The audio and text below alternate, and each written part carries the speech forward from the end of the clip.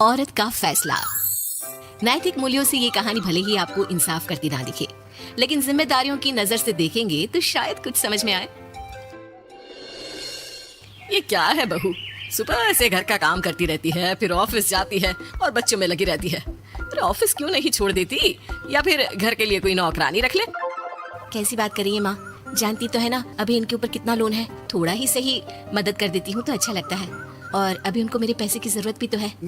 सुधा चंदर को बचपन से प्यार करती थी। एक ही मोहल्ले में खेल कूद कर बड़े हुए दोनों। जहाँ सुधा संपन्न परिवार से थी तो वहीं चंदर का परिवार आर्थिक परेशानियों से जूझता ही रहा। लेकिन सुधा की जिद के आगे किसी की नहीं चली।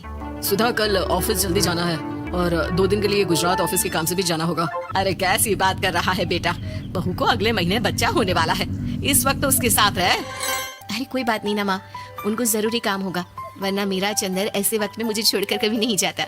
चंदर सुबह घर से निकलता तो आधी रात को घर में घुसता, वो भी शराब के नशे में। चंदर की माँ उसे खूब समझाती। अरे माँ, देख रही हो ना कितना कर्जा है सर पर, काम करना पड़ता है। दिन रात काम नहीं करूंगा तो घर कैसे चलेगा। अरे लेकिन बहू को भी तो देख लिया कर, इस हालत में भी घर का बाहर का सारा काम करती है। चंदर तो जैसे माँ की बात सुनकर भी अनसुना कर देता है। ऑफिस के बाद चंदर का फोन माँ के पास आता है। माँ, वो ऑफिस के काम से आज रात के लिए पास के शहर के ऑफिस जाना पड़ रहा है, कल सुबह आ जाऊंगा। सुधा रात को कमरे में सो रही होती है कि उसके पेट में दर्द होता है। सुधा चंदर को वीडियो कॉल करती है। इनको फोन कर लो, शायद कुछ आराम मिले। लेकिन 10 बार फोन करने पर भी वो सुधा का फोन नहीं उठाता। ऑफिस के काम से गए हैं, हो सकता है बिजी हो। कितनी मेहनत कर रहे हैं हम लोगों के लिए। सुधा सो तो जाती है, लेकिन अकेले उससे कमरे में डर लगता है। अगले रोज चंदर घर आता है, जहाँ सुधा ऑफिस जाने के लिए तैयार हो रही थी। तुम आज भी ऑफिस जाओगे? कल रात भर तो ड्यूटी की है, थक जाओगे, छुट्टी ले लो ना। अरे नहीं नहीं, कैसी बात कर रही हो, ये तो पॉसिबल ही नहीं है। अच्छा रुको, मैं जल्दी से तुम्हारा खाना और नाश्ता बना देती हूँ। बेचारी सुधा ऑफिस जाना छोड़कर लग जाती है पति के लिए खाना बनाने, उसके कपड़े प्रेस करने और जरूरत का सामान मुहैया कराने के लिए। हो सके तो रात की ड्यूटी मत लिया करो ना, मुझे बहुत डर लगता है। अरे यार क्या है, तुम तो ऐसे बिहेव कर रही हो कि तुम ही अकेली हो जिसे बच्चा होने वाला है। इतने लोगों के पति जो काम के सिलसिले में बाहर होते हैं, उनका क्या।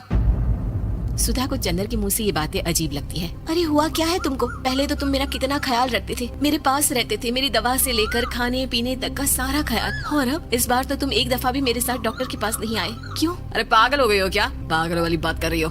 काम धंधा देखो या फिर तुम्हें लेकर टहलता फिरो। और मुझे शुक्रवार की रात को काम से निकलना है, सोमवार आऊंगा। सुधा को समझ में नहीं आता कि क्यों अचानक से चंदर को फील्ड का काम मिल गया है। लेकिन एक दिन, सुधा, मैं और चंदर जरा एक रिश्तेदार के घर जा रहे हैं, तुम भी तैयार हो जाओ, घर में अकेली कैसी रहोगी। अरे नहीं नहीं, इस हालत में इसे लेकर जाना ठीक नहीं है। अरे लेकिन मैं ऑफिस भी तो जाती हूँ, फिर घर में अकेले। चंदर उसकी कोई बात नहीं सुनता। वो सीधा कार निकाल कर माँ को लेकर चला जाता है। सुधा घर के काम में लग जाती है कि अचानक उसकी नजर चंदर के बैग पर पड़ती है, जिसमें एक कागज दिखाई देता है। इनके कागज भी ना इधर उधर फैले होते हैं, एक भी खो जाएगा तो बवाल करेंगे। लेकिन जैसे ही सुधा वो कागज खोलकर देखती है तो वो सदमे में आ जाती है। दरअसल वो कागज नहीं, बल्कि चंदर और उसकी ऑफिस में काम करने वाली लड़की चांदनी की गोवा की टिकट होती है। सुधा चंदर के बैग को खोलकर देखती है तो उसे होटल के बिल से लेकर महंगे गिफ्ट्स और दूसरे शहरों के टिकट मिलते हैं। सुधा को समझते देर नहीं लगती कि उसका पति किसी और लड़की के साथ है। चंदर के आने पर सुधा उससे बात करती है। अरे नहीं नहीं, ऐसा कुछ नहीं है, तुमको गलत फहमी हो गई है। लेकिन जब सुधा के सवाल तीखे हो जाते हैं तो चंदर को अपनी गलती माननी पड़ती है और वो सुधा से माफी मांग लेता है। सुधा फैसला कर लेती है कि वो चंदर को छोड़ देगी। बच्चे और सामान को लेकर वो घर से निकल ही रही होती है कि सास उसे रोकी है। कहाँ जाएगी बेटा, रुक जा। चंदर को सुधा का जाना खल नहीं रहा था।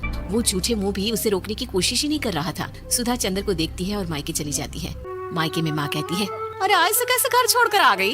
कौन सा चंदर तुझे छोड़ रहा था? माफी तो मांग ली थी ना। देखो बेटा, बेटी डोली में जाती है और अर्थी में ही निकलती है। पर पापा, मेरा आत्मसम्मान, उसका क्या? आपने मुझे पढ़ाया लिखाया है, इस लायक बनाया कि मैं खुद का खर्चा उठा सकूं, बेटी को पढ़ा सकूं, एक अच्छा जीवन पाऊं। अरे लेकिन पति की जरूरत तो होती है ना सुधा दीदी, और अगर आपको नहीं है तो इस बच्ची का सोचो जो अपने पिता से इस कदर जुड़ी है। आने वाले बच्चे की सोचो जिसके आने से पहले ही आपने पिता का प्यार से दूर करने की सोच ली। सुधा फोन देखती है, लेकिन चंदर का कोई कॉल नहीं होता। वो समझ नहीं पाती कि अपने आत्मसम्मान के बारे में सोचे या बच्चों के बारे में। मम्मी, हम नाना नानी के घर से दादी और पापा के पास कब जाएंगे? नहीं जाएंगे बेटा, अब यहीं रहेंगे। नहीं मम्मी, मैं पापा के पास जाऊंगी, मुझे दादी के साथ रहना है। और मेरे साथ? हाँ, आपके साथ भी तो, सबके साथ माँ।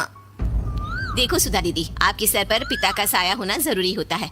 अपने घमंड के लिए पिता और बेटी को अलग मत करो। सुधा अब सामान उठाकर अपने ससुराल जाने लगती है, लेकिन मन में सवाल रह जाता है कि जिसे दुनिया घमंड समझ रही है वो उसका आत्मसम्मान था। चंदन ने माफी जरूर मांग ली, लेकिन कभी ये एहसास नहीं दिलाया कि वो सिर्फ उसी का है।